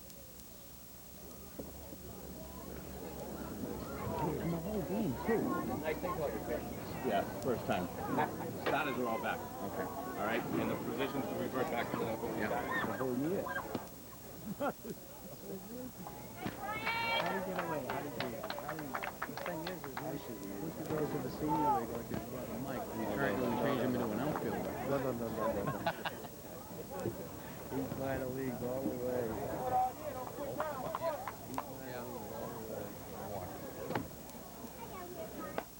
All right, we head to the bottom half of the fifth inning. Myrack down by 8. Driscoll's going to close this out.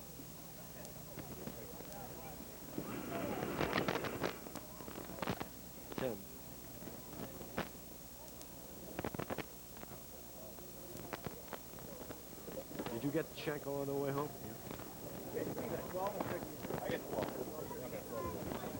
Yeah, we're checking with our scoreboard, but the scoreboard is wrong.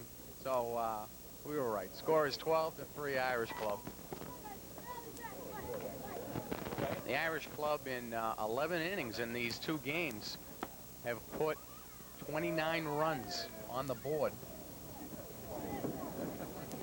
I think that makes the players on Legion feel a little more comforting that they played games of 4-3, 4-0, and 5-2.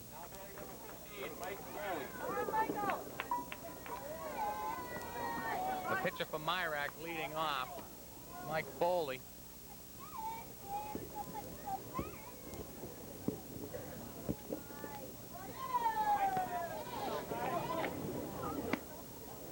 Okay, there was a pitch on the outside, just outside. Mike takes it for ball 1.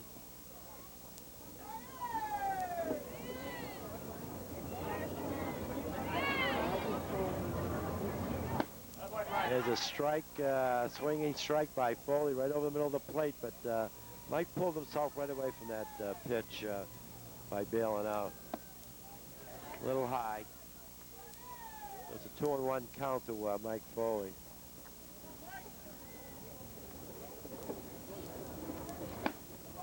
A little outside. A curve thrown by Driscoll just misses the outside corner, bringing up a 3-1 count to Mike.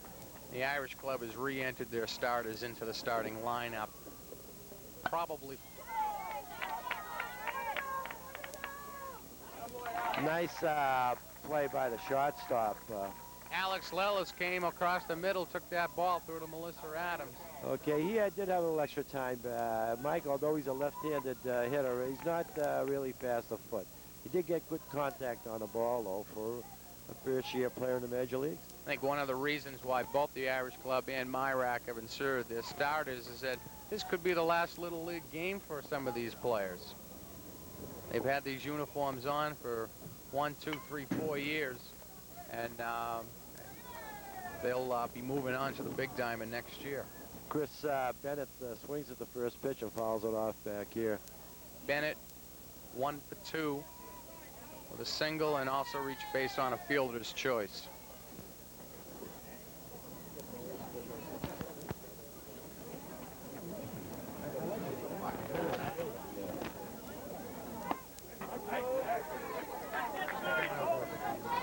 Okay, 2 strikes on Bennett here. 1 and 2 on Bennett. Yeah, it was a little higher than Roger usually calls a strike. Maybe the umpire's getting a little tired. Well, it's tough. Okay.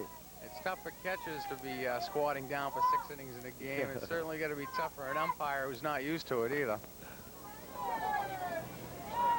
Okay, 2-2 on Bennett. He has a smile on his face, so he's comfortable up there. No pressure on him. Fiorenza told him to relax, go up, get their cuts, have some fun out there. Okay, there's a gap. He will end up on first base. Well, it's a little upset that he couldn't get that, but well, I don't think any shortstop in the league could have got that. No, that scribbled right off the end of the bat. It had a little English on it. Number 3, John Hurd here, and here's a tough little batter. I'm going to tell you something. Here's the kid who beat touchdown out of the town championship. First game he got up in a key situation, fouled about 10 pitches off, reached base on a ball 4 count as he worked the count up, got on base, and scored the winning run against touchdown. John Brand tried to Bennett will end up on run it down second base. Not the greatest of plays when you're up 12-3. Well, when you're up 12-3, you can gamble like that, Scotty. It's when you're up 4-3, maybe you shouldn't try that. But he was taking a big lead. And, well, when you have a 9-run lead as a manager, you're trying to tell the kids to focus and get it out. You really don't care about the runner on the maybe that's base the National League managing. But American League manager, we go for it. If they want to be a wise guy on first base, we'll go for it. Now Bennett just stole third. Okay. He beat Alex Lellis. That was Bennett's going to do that every time. As long as that third baseman comes in on the bunt try or the fake bunt try, there's a high and tight pitch to Hurd, and he does take a good cut at the pitch. Bennett's going to be the shortstop the third anytime. That's a bang play there, because with a third baseman charging, it's a shortstop's responsibility to get over there. And I think that surprised Paul Fisher and Lellis that they would be stealing. Well, there's a nice curve that really bent. That started off at Brian's shoulder and just came right down over the plate. That was a perfect pitch. With a kid like Chris Bennett, it's a sure thing, Scotty. Well, when you're the leadoff hitter, yeah, you're utilizing your speed. Yeah. And he is fast. Doc is just trying to get something going here. You know, maybe to stir up the pitcher. You gotta try something now. Anything, you know. I mean, the game is probably, you know, not reachable, but he's going to just try something to maybe stir up the pitcher. There's a beautiful pitch Another again. bender by Brian Driscoll. He struck out. He struck out Brian McHugh on the same pitch as he threw the first pitch. A ball that came right on him and just broke right over the plate. That was a super pitch, super curveball. McHugh very frustrated on that call. It was a good call because we're right here, Scotty. Believe me, McHugh was more frustrated that he didn't swing at it. Darren McKenzie is over talking to Doc. Where it is the final game, I don't know if Darren's probably not going to throw McHugh out. It is his final game in Little League. And he really should have been thrown out of the game for throwing bats the way he did. If that was the regular season, yes, he would have. Yeah. Yeah. Two in a row. The first one was like that too, Roger.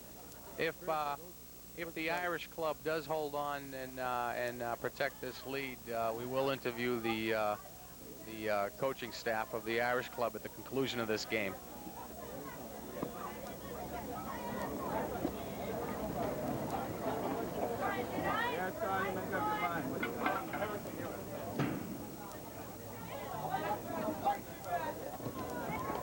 Well, we got to give Myrack credit for being here, Scotty.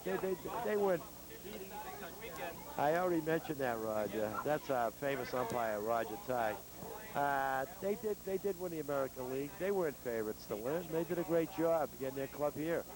I think back in April, the Irish club had been favored to win this for a long time, and going 18-0 during the regular season proved that point. And they're rolling right along here, but getting to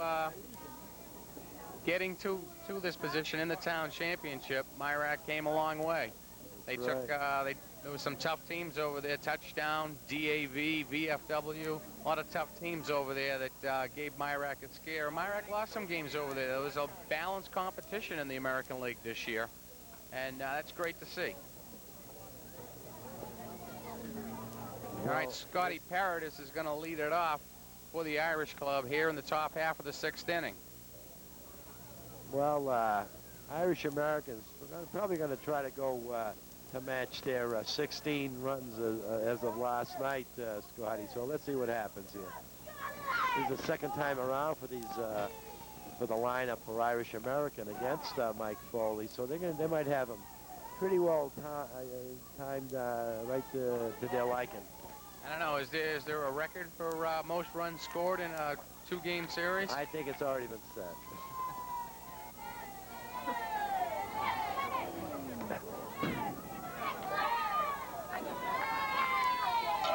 Well, I think Touchdown had that record 3 years ago. We scored 22 runs in the finals, but Irish Americans already set that record. Well, we knew from the 16-8 game in Game 1 that the batters were gonna, were having a field day, but the Irish club kept their top pitcher of the year, Brian Driscoll, for this second game, and he's delivered and done a great job. Right, he's really calmed down after the first 2 innings, where Myrack actually did close the gap. But Brian has pitched well. His curve is working well for him now against the right-handed batters. The Irish American club is up there cheering for their batter in a nice way. Feeling that victory might be just half an inning away. And there's a base hit into left field by Paradis. Paradis collecting his 3rd hit of the evening. I think it's time that maybe Mr. Brandt might put one out here at Scotty. That's my prediction. Well, after the way he hit that that ball his last time up, he almost took off the left fielder's head. He just took it easy his first couple of times up with some soft liners. I think he's going all the way. Yeah. 4 for 4 tonight is a typical John Brand evening. And there it goes. There it goes. You called it. Sal's done that a lot. That's called icing on the cake. That's more than ice cream. That's ice cream. That's chocolate toppings. That's marshmallow. That's fudge. And a cherry.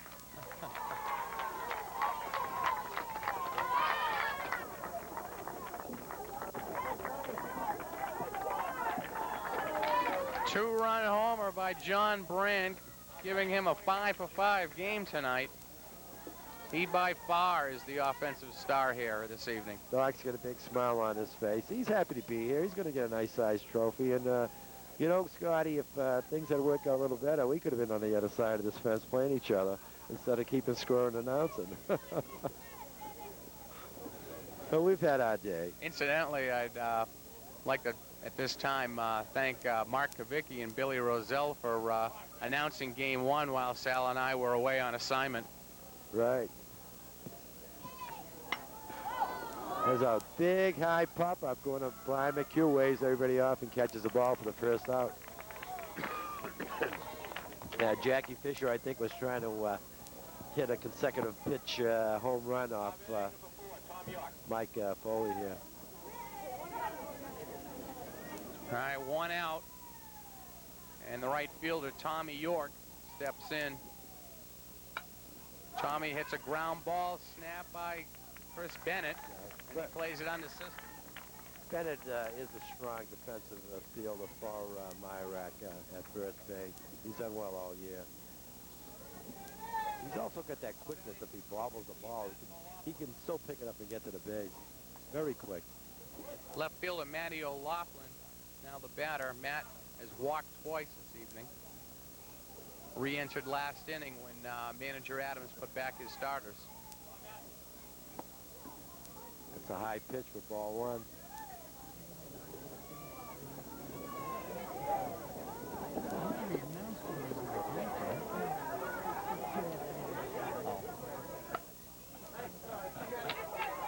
Ground ball up the middle for a base hit. Matt O'Loughlin gets his first hit of the championship game. Well, the inning is still alive, Scotty, so, and we're only 2 down from that 16-run score from last night. Let's see if the Irish American can equal that. Bringing up the first baseman, Melissa Adams, swings and misses at strike one. Melissa has struck out twice this evening, both by starting pitcher Brian McHugh.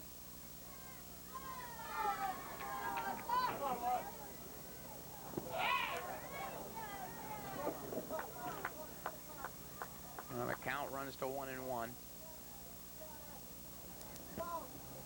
Very big sized crowd here this evening. 14-3. How'd you get here? Are you at a game today? Huh? Yeah, 14 usually. All right, Foley looking in for the sign. And he throws. Count goes to 2-2. Melissa's got a little bad habit. Is it Melissa? She has Yes. a little bad habit of pulling away a little, Scotty.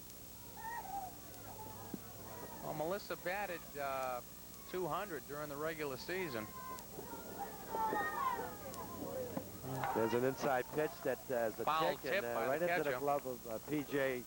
Bradley, so that's the 3rd out. So Irish American, at the end of 5.5 innings, is 3 outs away from being a town championship. The score, 14-3. Maybe if we can at this time, we can get our cameraman, Gordon Scott Jr., to maybe scan the fans a little bit, showing what kind of crowd we have at a town championship game. We'd also like to give a big thanks to the president of Little League, Danny Bonatatabis, who is our technician along with David Allen tonight. He's along. He announces also the players as they come up at bat. He's done a great job as president too. Him and Mark, I know, have done a great job in this field for the town playoffs. But as you look at all the people here, you know, most of these are parents and friends, and a lot of parents from other teams. It's sort of like a social event down to a Little League game. People make a lot of friends. They meet new friends, and it's really a great time. Yeah, and also I see 2 or 3 touchdown players here, and some kids from Rotary, and all the teams. And they come here, and of course, they're cheering for the American League, you know, touchdown and Rotary American League. They're cheering for Myrack, and of course, kids from Legion and you know, Garber are here too also, and they're cheering for their town. You know, American. Well, it's almost like whatever happens during the regular season, whoever gets into the town finals, you almost got to root for your side of town. That's right. That's why we put one from each side on the microphones tonight. There you go. Okay, here's P.J. Bradley up, and he hits it hard down, right through the shortstop. He does get good wood on the ball, or good metal on the ball. The only thing is, you want P.J. up with a few batters up. Oh, that was sharply hit, so he did his job being the leadoff batter of getting on. Jason Cohen, a rough night at the plate, striking out twice, once looking at a curveball by Brian He's Driscoll. also had a tough night out in left field, too, dropping a line drive out there. There's a high ground ball to the shortstop, and he's off the bag, and okay, Bradley's got that quickness that you don't think he has. Just because he's big, I'll tell you, this kid rolls. He gets a good jump. Well, Bradley barreled down that line, and the throw by Lelis, Paradis couldn't time it, and for that is put him on second base. As he swings at a low pitch here. So Myrack's not giving it up. They still got this half inning to go. No outs. Runners on first and second. And Hey, I've seen it done before. Strike two is Driscoll comes in with a mean fastball. Driscoll still throwing strong. Undoubtedly, he'll probably be one of the pitchers on the All-Star team.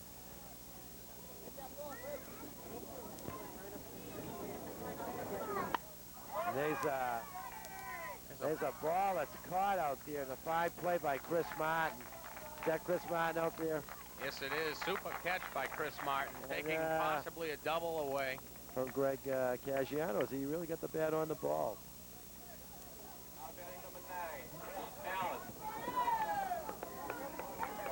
Here's Chris Allen up at the plate now.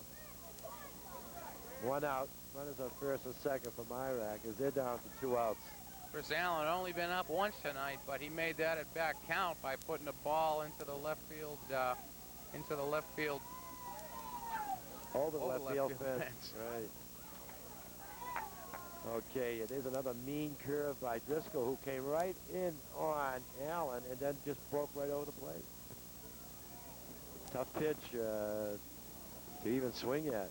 There's another curve across in the middle of the plate. So there's 2 strikes on Allen. Doc right now is just looking for a base hit.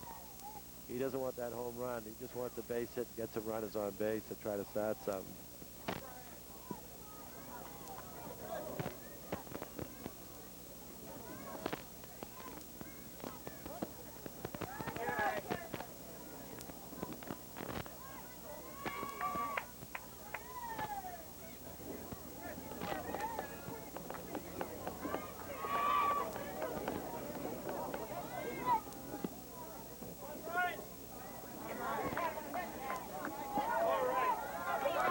Away from Brandt, he throws down a third. Again, Bradley with his quickness beat the throw down as Brandt recuperated very quickly and threw the ball down to Fisher at third, and Bradley was right there. The throw was there, Bradley just beat it.